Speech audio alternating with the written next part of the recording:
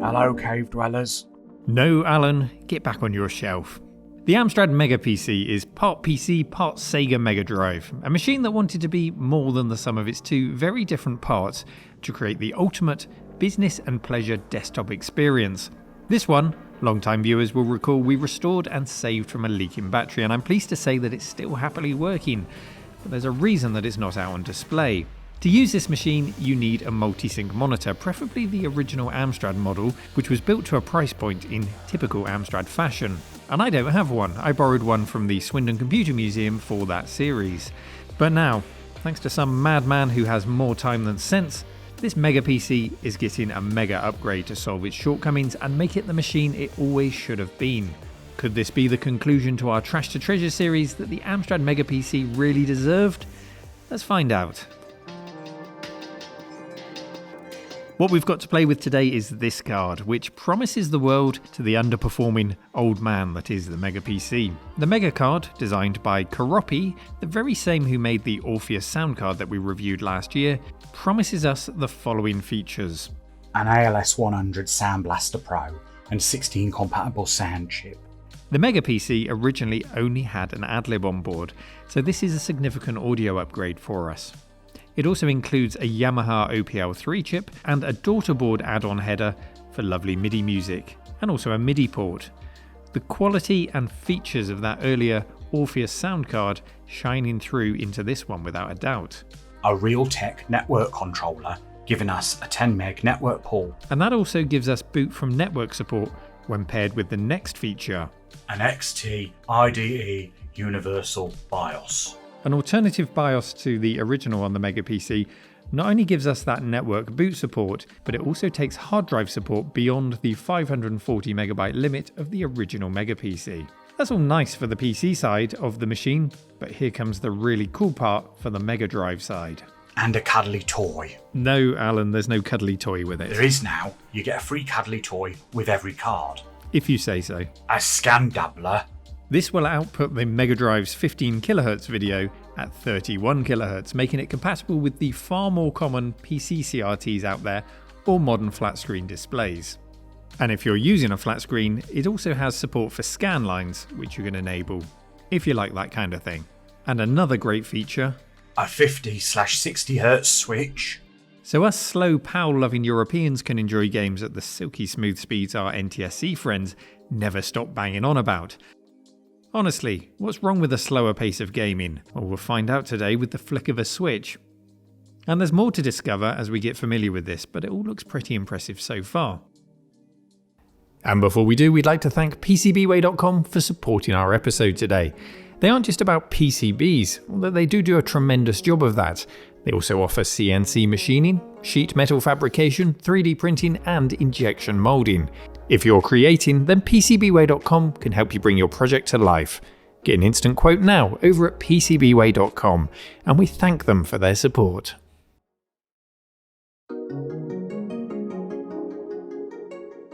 Joining me for the installation was Mark of Mark Fixes Stuff, just because he was here today. And while it's not quite plug and play, if you own a soldering iron, you'll definitely be able to fit this. When I fixed this machine up originally, I installed an external battery and a fan controller on a 3D printed mount. The Mega PC only has one free ISA slot, and my mod is blocking that slot, so I'm afraid it has to go to make room for the upgrade. The fan then will return to a fixed speed, and the battery will tuck inside. The compact form factor of the Mega PC means it's a little bit fiddly to work with, so we really want to strip it down to get access to the parts that we need to and not rush this. We've got to do this properly. The Mega Drive portion of the system is on a dedicated ISA card, and that won't just slide out. The whole chassis needs to come apart to remove it.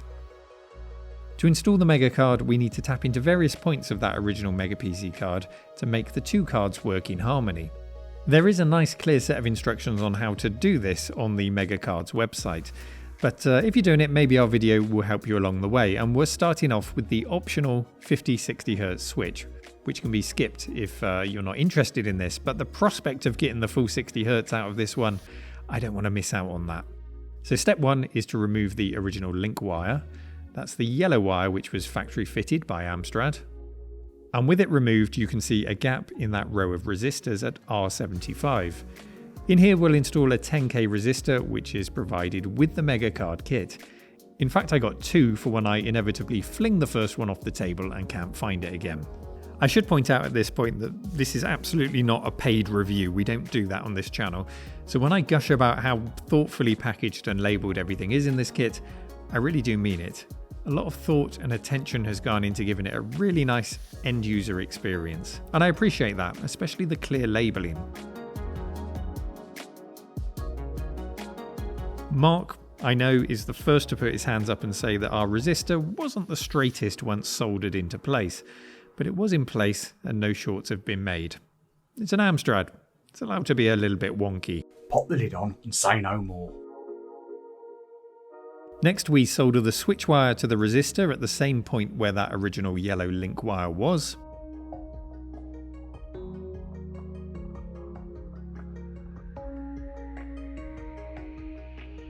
And when the Mega Card is installed, we just connect the other end of that wire to the header here, and the blue switch switches between 50 or 60 Hz mode and is accessible from the back of the PC. The next job is to solder the clock cable on. This needs to be soldered onto the 53 MHz oscillator on the Mega PC card. We're tapping into it from the back of the card here. Nice and easy, two obvious points to solder onto.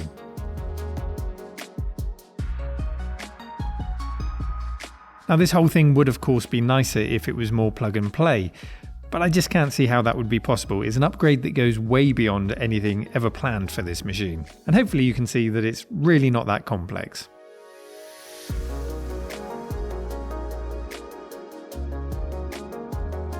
And then the other end of that clock cable plugs into the Mega Card here. If you plug it in the wrong way round, it won't cause any damage, at least it shouldn't. Things just won't work until you plug it in the right way round.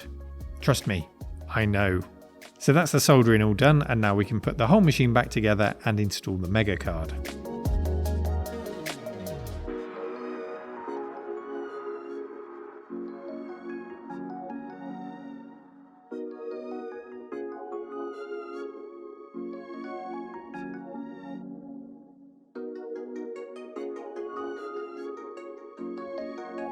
With the card in its new home, we then attach the cables from the Mega PC card to the Mega Card, and that ribbon cable, which ordinarily goes to the motherboard, that now goes to the Mega Card, which in turn connects back down to the motherboard. And these cables are either in your Mega PC already, or they come as part of the kit. You don't need to go out and buy anything extra.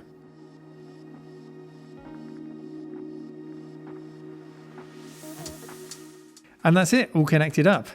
And hopefully our installation complete. So let's boot it up, test it out, and see what it's like.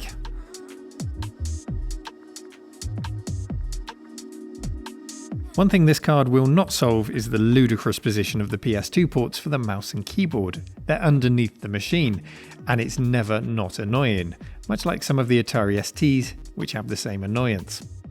No longer a slave to the original Amstrad multi-sync monitor or an external scan doubler, I've had a look in the storeroom and decided to pair it up with this lovely 15-inch Gateway 2000 Vivitron 15 monitor.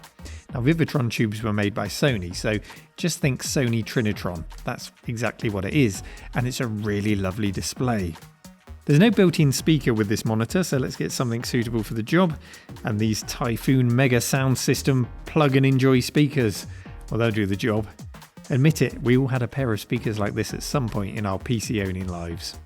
On switch on, we're welcomed with the familiar post screen as the system starts up. In PC mode, that's good to see. And the question is, what do we try out first? Well, first, I tried to go into Windows and realised that my serial port mouse wasn't working, so I had to swap it over for a PS2 model, and that meant getting to that stupid PS2 port again. And then we were up and running with a working mouse, and that monitor looks really crisp. It's lovely, and it's a definite upgrade to the original Amstrad monitor. Now playing Minesweeper is all well and good, but let's test the scan doubler first of all on the Mega Drive because I'm really excited to see it. So if we switch over into Mega Drive mode and then pop in a joypad, power to the Mega Card is controlled by the cartridge slot, so don't worry about me pulling carts out mid-game. That's how it's designed to be used. It cuts the power as you pull the cartridge out. And first up, Mortal Kombat.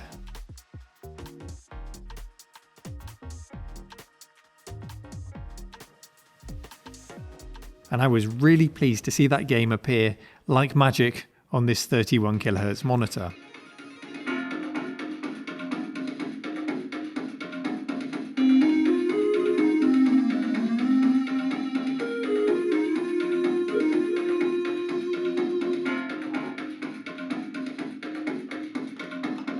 The scan doubler is taking the image up to a rate that the monitor can support, and it's looking super crisp. If we check the on-screen display on the monitor, that's showing up as 50Hz, as it normally would here in PAL land. So let's reach around and flick that blue switch on the back to enable 60Hz mode.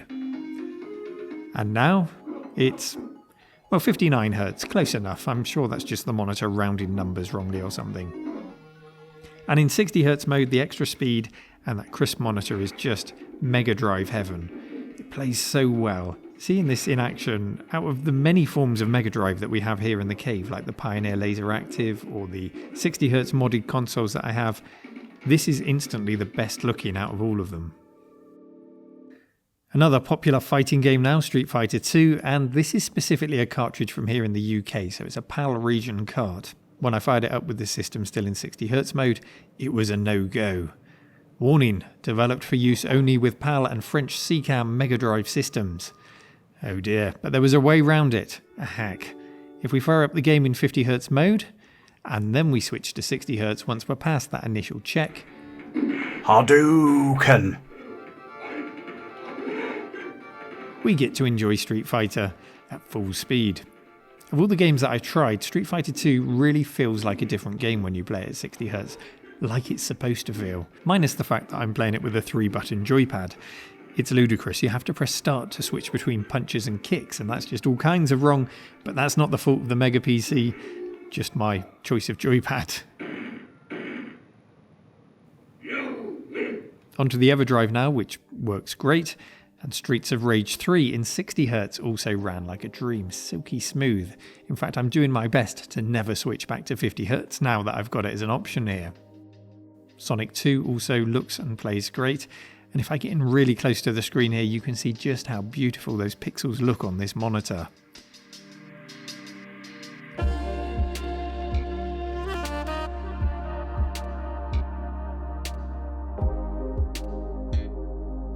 The scan doubler doesn't introduce any discernible lag to me as an old gamer whose reactions are perhaps a little bit slow. The developer tells me that it does introduce one scan line of lag to the display. That's one scan line, not one frame. There's no resampling or upscaling going on here, it's just line doubling. So as the new line doubled image is drawn on the screen, it's only one scan line behind what it would be normally.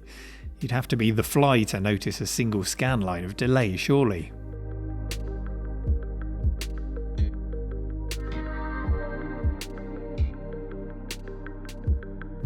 So enough about how good this looks and runs, whether it's Shinobi 3 hacking and slashing through some moody caves, or Disney's Aladdin. I hope you can see that it looks absolutely stunning on this thing. But that's the Mega Drive. What about the PC side of the upgrades that we've introduced today? Well, the big upgrade on the PC side, of course, is the sound card, taking us from an AdLib to a Sound Blaster card. One quick installer later, and we have a config utility for the audio in DOS. And the only issue that I ran into here was that the system didn't have enough resources to assign to the sound card. As a result, I've disabled LPT1 in the BIOS to free up IRQ7. I didn't plan on using a printer anyway with this thing, so that's absolutely fine, and it solved all of my problems and got the sound working. The new sound card also mixes in the audio from the Mega Drive with itself through the CD audio line. There's no room for a CD drive in the Mega CD chassis anyway, so it makes sense. If we can control the volume of the Mega Drive here in the mixer, then we can do it through that CD line. You can also control the volume using the slider on the front of the case. And on MIDI duties, well, I'm going to slot in an optional X3GS wavetable soundboard onto the Mega card. This is going to sound good. And let's start with a bit of MIDI music in Windows 3 and hear that wavetable instrument set kick in.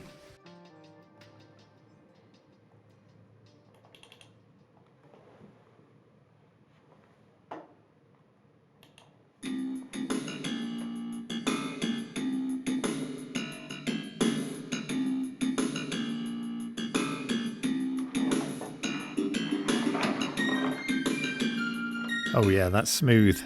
And I don't know about you, but I've always wanted to play Mortal Kombat to the sounds of Passport.mid.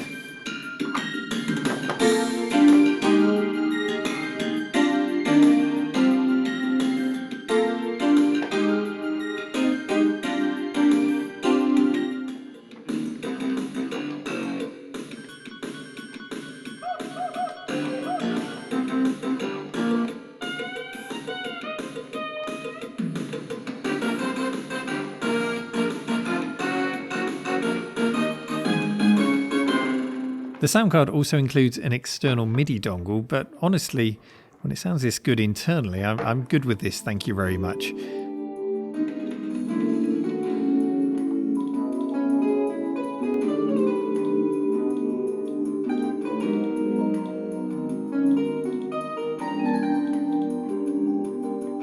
Let's switch over to a PC game now in Lynx 386 for the discerning PC golfer. In the game settings, we do correctly detect the sound blaster, and now we can hear some digital sounds. Was that a tree? Still your turn. You can have that one. I hate it when I do that. That's something that was severely lacking on the original Mega PC, and it's really nice to hear it now. Although the card will do nothing to improve the redraw speed of the golf course. Honestly, when you're playing Lynx, you can switch over to Mega Drive mode and have a complete round of Mortal Kombat, and switch back just in time for your next swing. It's in the rough. So one more question for this setup. Which is better? Wolfenstein 3D on the 386 with added Sound Blaster audio, and you can see here it's running nice and smoothly, as you would expect it to be on this spec of machine.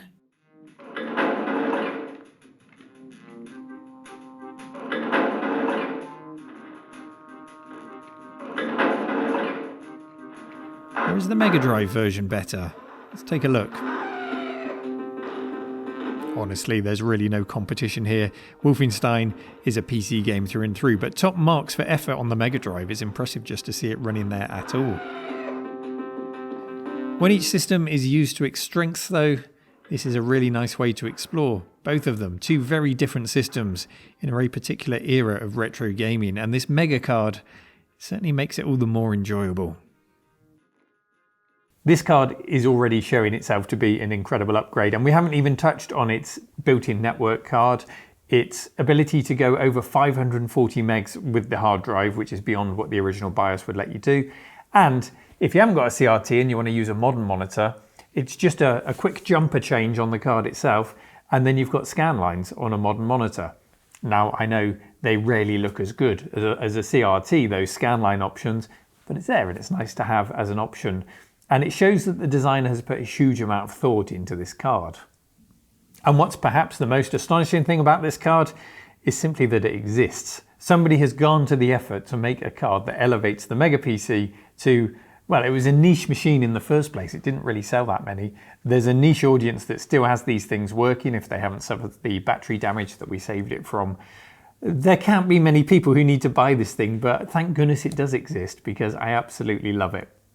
This is going to replace the Mega Drive on the exhibition space. I want people to come and experience just how crisp and glorious this looks on the Trinitron monitor. So I'm looking forward to seeing people's reaction to that. Maybe a few rounds of golf in between Street Fighter or Mortal Kombat rounds, just to get a flavour of the PC side, but it's on the Mega Drive that it really shines for me. Thank you to Karopi for sending the card in, and indeed for designing and creating it. Do go and check out the website, mega-pc.eu, if you want to find out more about it. As always, thank you for watching. With this new Mega PC, we're going to take over the world, Neil. Maybe, Alan, maybe. And take care. Bye-bye. Bye.